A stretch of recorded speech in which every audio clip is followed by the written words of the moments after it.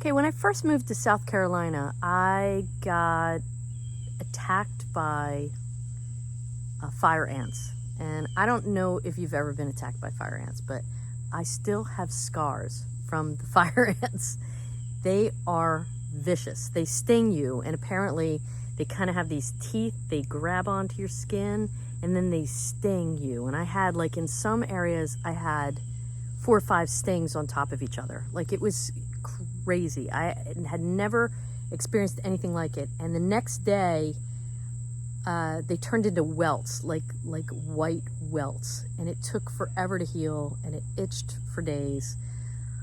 So anyway, I'm now the ant killer, and I wanted to show you what a nest looks like, and then how I kill them.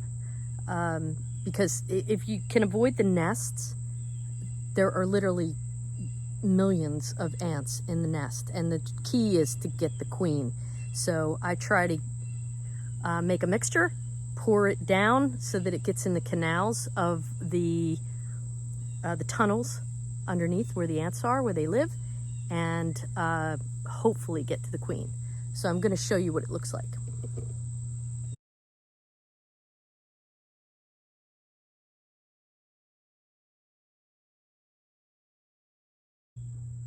Okay, this is an ant nest that Pop discovered the other day. Now, it looks pretty unassuming. Like, you can see how big it is compared to my hand. It doesn't seem like there's much going on, but trust me when I tell you there are literally thousands of ants in there. Okay, here's another one that's kind of just getting started, right? This is the way they look. There's probably thousands in here too, but they really haven't, made a big mound yet. But this is another one coming up. And you can see this one's about the size of my hand. Okay, so Mom and Pop use a CPAP machine, and they buy distilled water. So these are really big jugs of water. I wait until they finish them off, and then I keep these around. These are always hanging out. I buy this orange oil. This is like concentrated orange oil. I usually get this on Amazon. Molasses and a little bit of soap. So I'm gonna mix this together, and I'll show you what I do.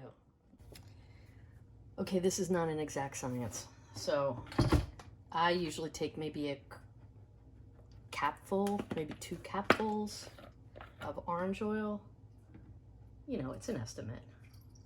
All right, put some orange oil in there. I'm gonna do 3 because that's a really big nest. Normally I usually use 2 of these big jugs. You can see how it's turning orange here. Put a little drop of molasses. Apparently this kind of makes it stick to them. A little drop of molasses. Drop of molasses. Drop of molasses. Okay. And then a drop of dish soap.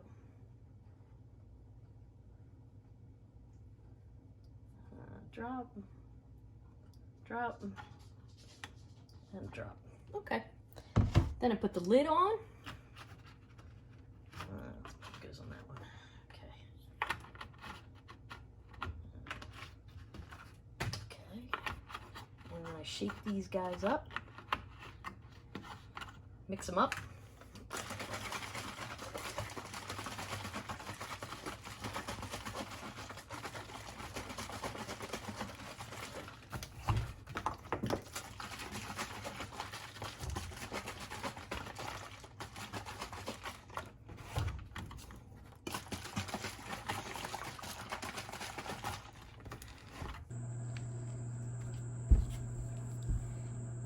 And the most important thing.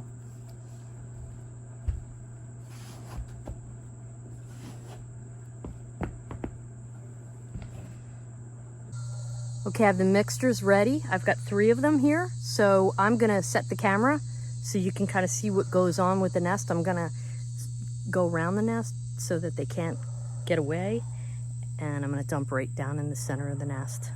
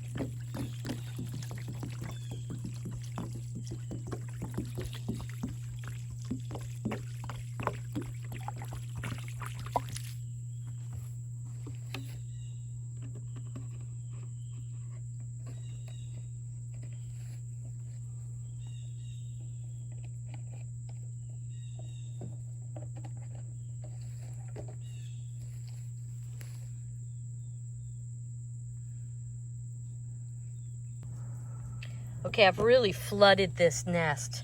I mean, it looks like there's all kinds of flying ants and everything comes up. Because beetles. I saw a worm come up. Like everything, it really affects like all of the little critters that are down there. Yeah, there's a little worm over there that comes up. But this nest will be, you could see that they're struggling, and this has gotten all the way down into the tunnels. We'll come out here later and there won't be anything moving.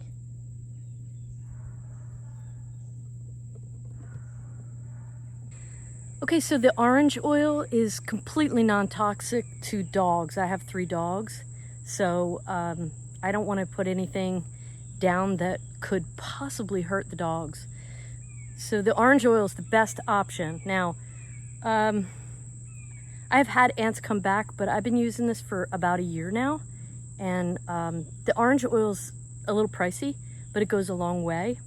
And if you have dogs in your yard, this has been the best option that I've found. You just kind of have to keep some empty bottles of the big jugs of water. Leave them empty when you're ready. You know there's a nest. Depending on the size of the nest, I'll fill up 1 or 2 of them and, you know, do orange oil, a little bit of molasses, and a little bit of like a drop of molasses, a drop of dish soap. Shake it up, go, and kill the nest. But you have to drown. The key is to get to the queen, and if you get to the queen, the nest will be gone. If the queen's not gone, it will kill everything, pretty much all of the other ants, anything that it reaches, and then the queen will just regroup in another spot. So if you can get the queen, that's really what you want to do. But anyway, I hope this helps you, because it's been a rough year with these fire ants and trying to find a solution that is safe for the dogs and actually works. So when I go back later, you know, that nest will be, there won't be anything alive over there. So I think it eats their exoskeleton or something like that. So the orange oil is pretty potent to them.